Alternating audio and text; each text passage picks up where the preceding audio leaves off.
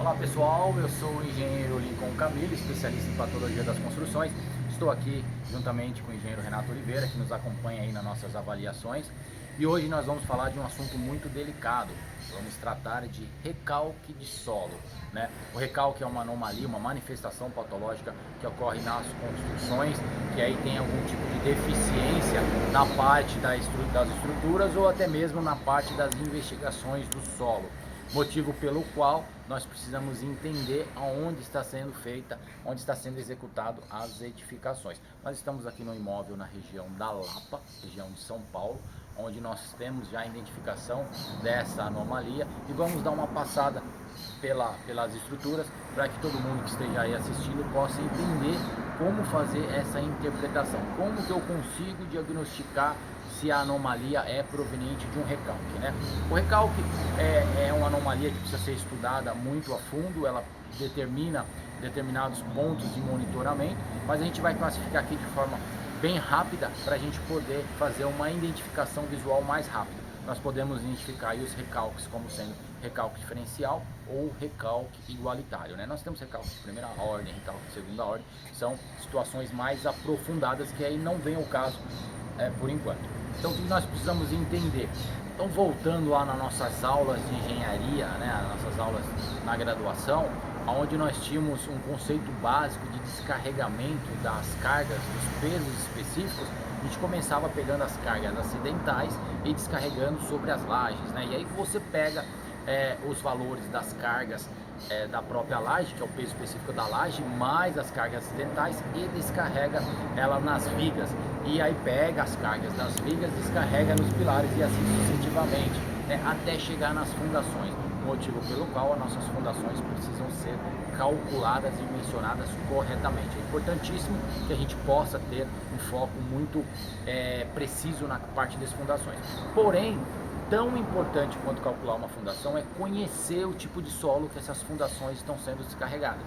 Porque quando você não faz uma análise crítica, um estudo crítico, e uma maneira de você estudar o solo é o ensaio de percussão, o ensaio de SPT, o nosso famoso ensaio de SPT, você passa a identificar o que você tem ali de solo, quanto de carga você pode distribuir no solo. Se você vai distribuir essa carga localizada ou uma carga distribuída, isso fica por demanda do calculista, né? O calculista que vai determinar isso aí. Mas é importantíssimo a gente entender como que funciona o solo, né? O que o solo pode suportar, se a gente tem um NA ali, que é o nível de água alto ou baixo, qual tipo de fundação vai ser utilizado, exatamente para que a gente evite determinadas anomalias futuras. Quando você não faz um estudo adequado ou você faz acréscimos de cargas não estudados numa edificação, você acaba sofrendo com esse tipo de manifestação patológica, que é o recalque, que é uma das anomalias mais prejudiciais para as estruturas, que ela acaba comprometendo a funcionalidade dos componentes estruturais da edificação. A gente vai dar uma volta agora pela edificação e eu vou falando ponto a ponto, né, quais são essas anomalias, quais são esses pontos visuais que você consegue identificar das manifestações patológicas provenientes de recalque, ok? A gente adentra aqui o corredor lateral, né, o corredor direito do imóvel, né, entrando pela fachada principal, e a gente começa a observar todos os componentes construtivos, né? A gente já observa aqui, ó, algumas fissuras na alvenaria de divisa, mas a gente não pode classificá-las como recalque, porque pode ser também aí uma movimentação da alvenaria face aí a falta de dilatação. E a gente começa a observar no piso, começa a observar já algumas fissuras, tá vendo? Aqui é uma fissura no piso, a gente persegue essa fissura para entender se ela dá continuidade nos outros elementos construtivos, e é o que realmente acontece. E aí quando a gente passa a observar ali, a gente já começa a ver que tem fissura na alvenaria, ou seja, fissuras nos mesmos direcionamentos, apontando para um rebaixo de estrutura, é porque realmente pode ser que tenha aí algum tipo de recalque. Quando a gente observa aqui a fachada, a gente identifica também uma fissura, né? Você vê que a fissura inicializa ali, ó, desce e persegue aqui esse trecho da fachada, tá? Poderia dizer já com toda certeza que é um recalque? A gente pode dizer que é uma movimentação que haja um recalque, a gente precisa de mais fundamentações, né? Então, essa é a fachada do imóvel, né? A gente observa que é um imóvel residencial térreo, não se trata de muita carga, né? Então, mas há sim uma movimentação. Ali a gente tem uma viga de borda, essa viga ela não sofreu as movimentações juntamente com essa alvenaria, né? Que é a alvenaria no restante do imóvel. E aí a gente observa aqui, a gente começa a caminhar pelo terreno. A gente observa que tem um jardim aqui do lado direito. E aí a gente tem aqui, ó, já foi aberto aqui algumas janelas de inspeções. E a gente observa aqui diversos pontos e sinais que houve um adensamento do solo, né? A gente observa aqui, ó, pode observar a piscina. A piscina já sofreu movimentação. Um dos pontos que a gente consegue observar para o pessoal que vai fazer diagnóstica de recalque é o nível da água ali na piscina, né? Se realmente houve um desnível em relação ao revestimento, levando em consideração que esse revestimento foi colocado de forma correta, nivelada. E quando você tem um desnível, realmente a gente precisa apurar, porque há sim uma movimentação. E aqui já começa a ficar claro, evidenciado, que há um rebaixo do piso, né? O pessoal colocou uma lona aqui, os empreiteiros colocaram uma lona para poder evitar a percolação de água. A gente vai tirar agora para poder observar, mas o que eu quero mostrar para vocês é algumas anomalias clássicas, né, de movimentação, tais aí como a fissura e o pré-colapso desse muro de divisa. Esse muro aqui, pessoal, a gente já fez uma medição nele. Ele está com abaulamento, já está com tombamento aí para o lado direito, um desaprumo de aproximadamente 20 centímetros da base até o topo. Então ele está caindo para cá, tá bom?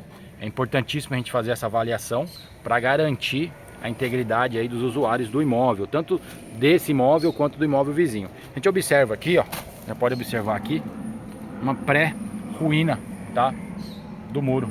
Então esse muro aqui ele já vai ser, evidentemente a gente vai pedir para isolar o local, né, fazer o isolamento dessa área, né? Eles têm criança pequena aqui, então o pessoal que está fazendo aí a parte de engenharia diagnóstica, avaliação de estruturas, é importantíssimo tomar atitude, né, nesse caso, para permanecer com a área isolada e preservar a integridade física das pessoas, né? Isso é muito importante. A partir do momento que nós, como profissionais, estamos dentro do local, passamos a ser o responsável pelas determinações e avaliações das estruturas, ok?